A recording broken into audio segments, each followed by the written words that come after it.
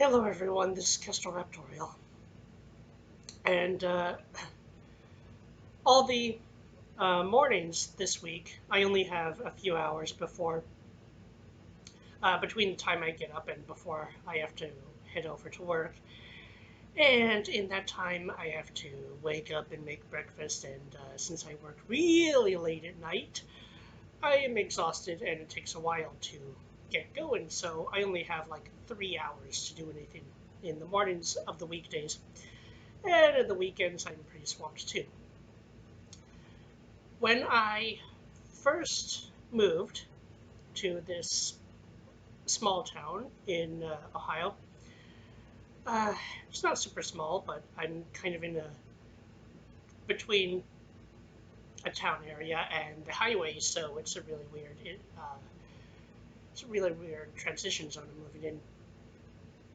When I first moved here, I thought I would have time after I spent months job searching to finally relax a bit when I wasn't working and write the stories that I've been wanting to write since I was like 13 years old. I'm not able to do that because horrible things are unraveling so fast that I have to spend a lot of my mornings either just trying to survive and get a couple of supplies. My apartment is still barely put together, even after 2.5 months. Um, Making some very slow progress, but very slow.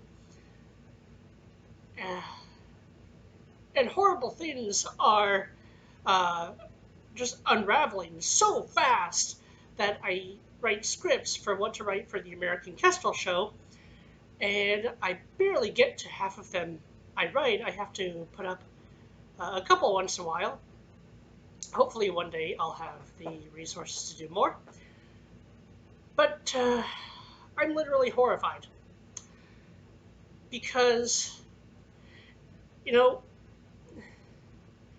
in terrible and chaotic situations, what you're looking for to try to survive is, or what you're looking for to live in any society, is rules that are both simple and clear. And, procedures, ways of doing things that are both simple and clear. Just a few rules, a few ways of doing things that aren't supposed to change, or at least not much, certainly not without good reason, that you can follow and sign on to, and even if you aren't exactly signing on to a paper. Uh, but so simple and clear, and then go about your life. Those are collapsing all around us. And when in 2016, Americans like myself gave the Republican Party, along with President Donald Trump, the presidency and the Senate. We kind of lost the House of Representatives in 2018. Maybe we can get it back. I don't know at this point. The problem is the Republicans are being so cowardly after we put everything on the line to give them a majority in government, or at least majority in a lot of governments. They're not standing up to the collapse of simplicity and clarity and the founding ideas and principles of America, which when I was in college, I mocked once. I've learned a lot better since, and I've been reading a lot, especially since uh, attending the few day seminar at Hillsdale College last fall, which I had a good time at. I've been reading up on the Constitution and some history. I never learned much history in school. History classes were barely competent. I had a pretty bad luck of my math teachers even being less competent. But oh, my kitty is right here.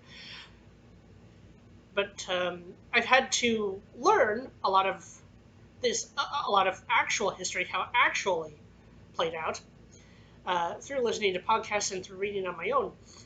Now, throughout high school and undergraduate university, I was studying to be an ecologist. but partially because, there's really two reasons. One is that my body was just in terrible shape from residual effects of genetic illness from childhood.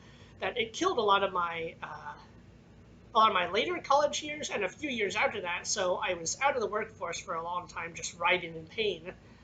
Um, really tired of that, and that was not handled well. I once went to meet with my doctors because I was having severe abdominal pain, and they hypothesized that it was lactose intolerance. It didn't make any sense to me because I have eaten a lot of dairy and drank a lot of milk in my life and never had any intensified abdominal problems since then. I drink more soda than milk these days, but as a kid I drank a lot of milk, and I still do. Still, even as an adult, really like chocolate milk. It's just so good. Beside the point, but anyway. So I brought this information to them, and they shut it down. They said, no, no, no, no, it's got to be this. So I did an experiment. I kept track of when the stomach pain intensified and when it did not. And there was no pattern. Uh, I ate dairy a lot in one day. It would be the same as when I didn't, over a number of experiments. So it made no sense, and I went back to them. They still shut it down.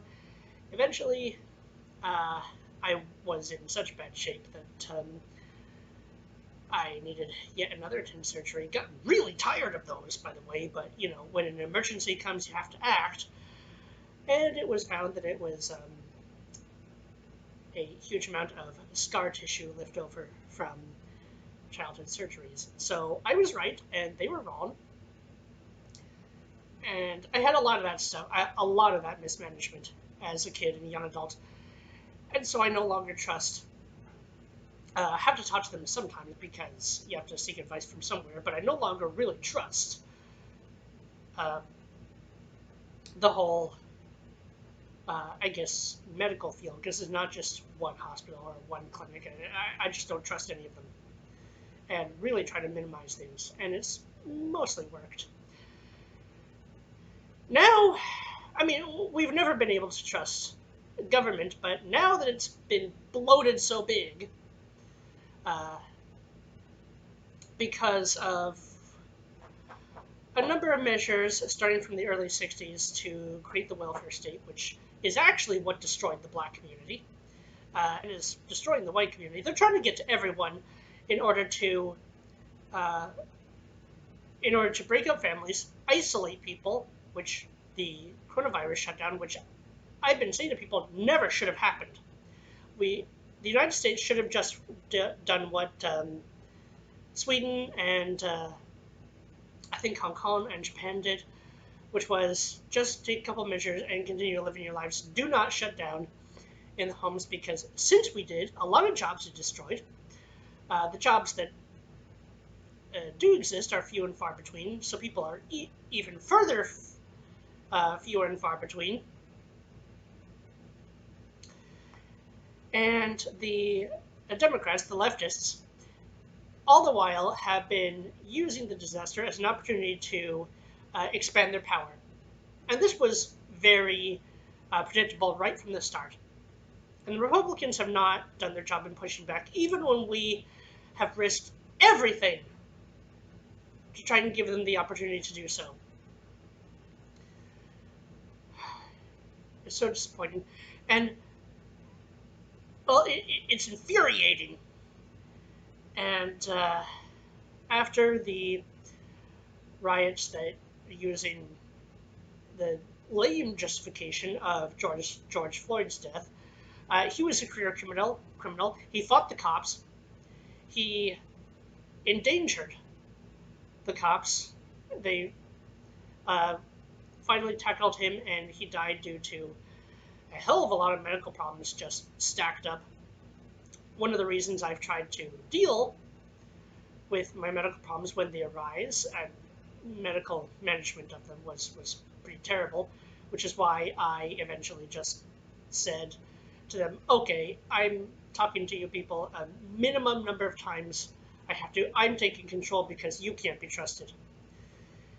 Uh, and I'm trying to deal with them one by one because I don't need a lot stacking up. A lot already stacked up from childhood, and I've mostly gotten rid of.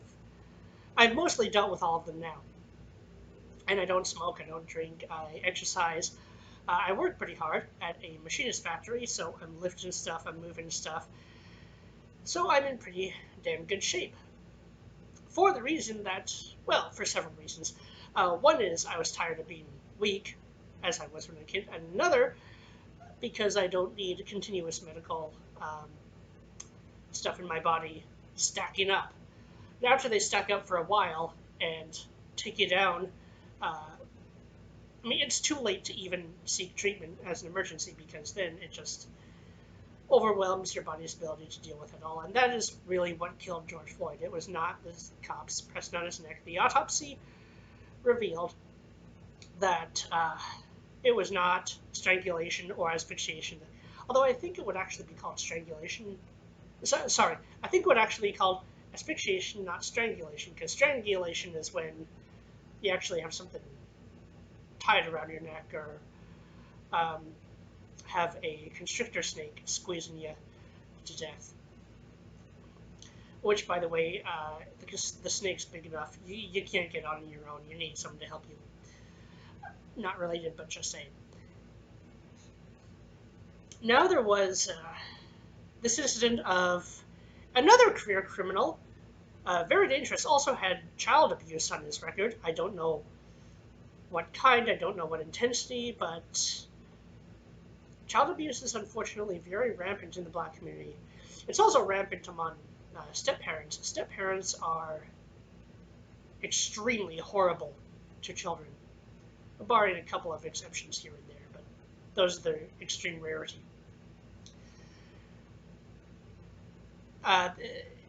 So this guy apparently was in a drive-thru at a Wendy's restaurant or some fast food restaurant, fell asleep at the wheel, over drunk. Maybe he had a hangover and it just knocked him out. Or I'm not exactly sure how hangovers work because I've never been drunk. I've never taken an alcoholic drink in my life. Can't stand the taste of it. Can't stand the smell of smoke either. I just hate them. In any case, so two cops came, woke him up, had him pull over into the parking lot area, asked him to take a test. He got out. They were talking to him for, I think, 25 minutes to get him to go home, to get him to comply with them that they wanted. He resisted them. He fought them. He grabbed one's taser, ready to use it against him, and one of the officers finally shot him. That seems perfectly reasonable to me for the officer to do. That is about the clearest case of self-defense you could describe for a police officer. The clearest case. You aim a weapon at a police officer, the police officer has a right to defend himself or herself. Every single human being, as understood by any rational set of laws, any remotely rational, has the right to defend themselves when their lives are threatened. Now,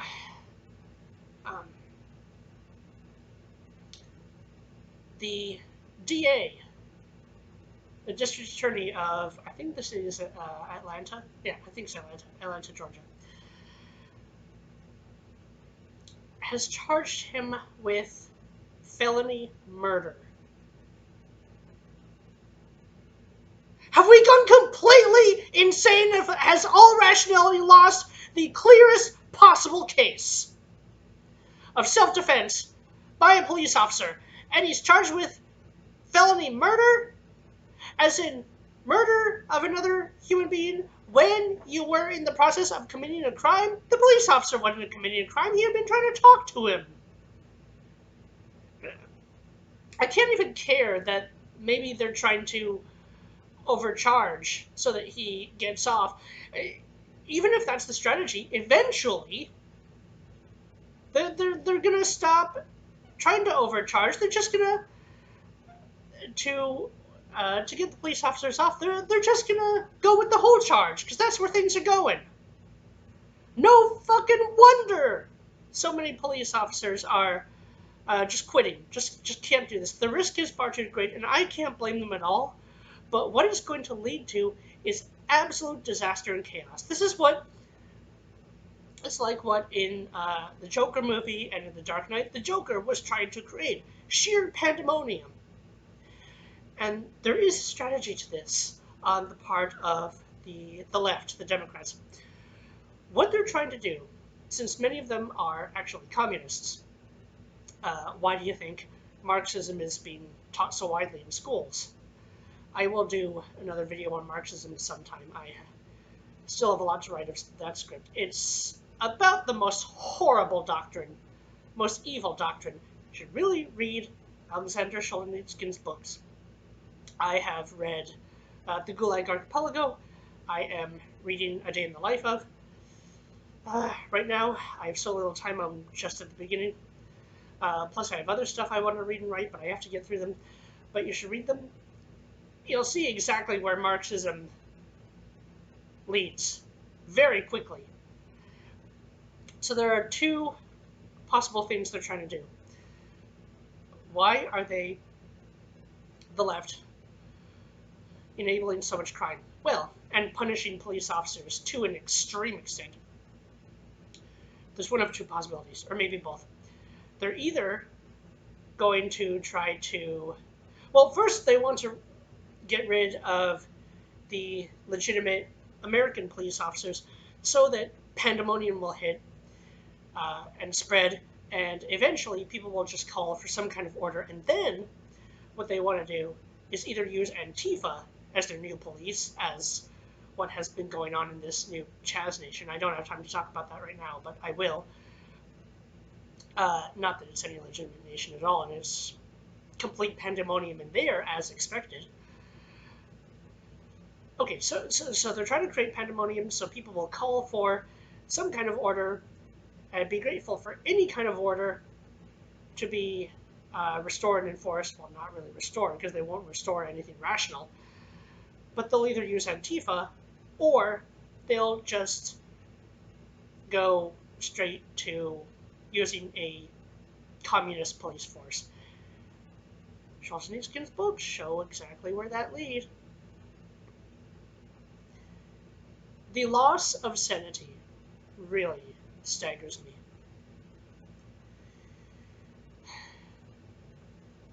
And it is no longer possible to be neutral in any way. Now, I do have to go to work soon. I will start taking a look at what I can do more intensely over the weekend. It is a struggle, because for the people who want to act, who are conservative, the way these leftists talk about conservatives, you'd think we're demons. We're the ones trying to keep rationality alive.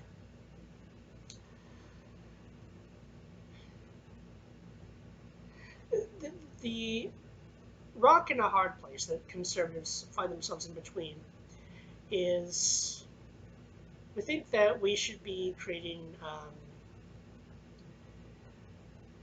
counter mobs and counter riots to fight the ones that the left is unleashing and enabling.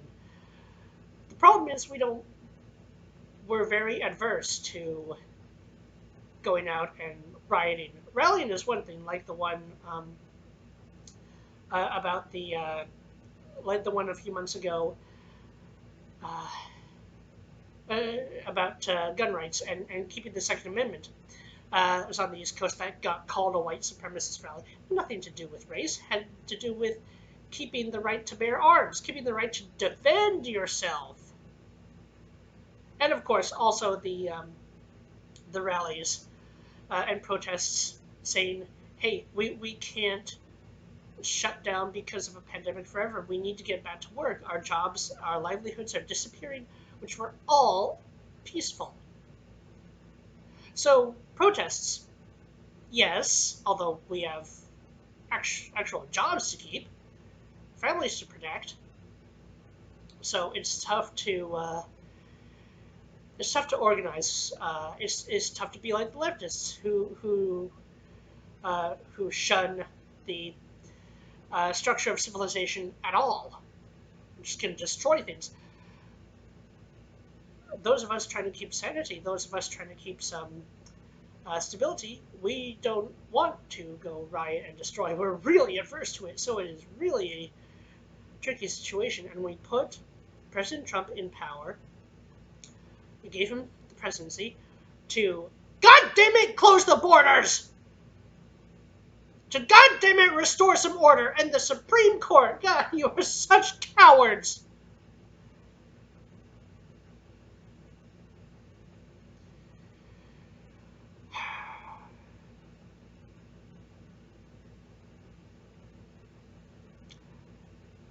We are headed for a violent civil war. There's no way to avoid it now.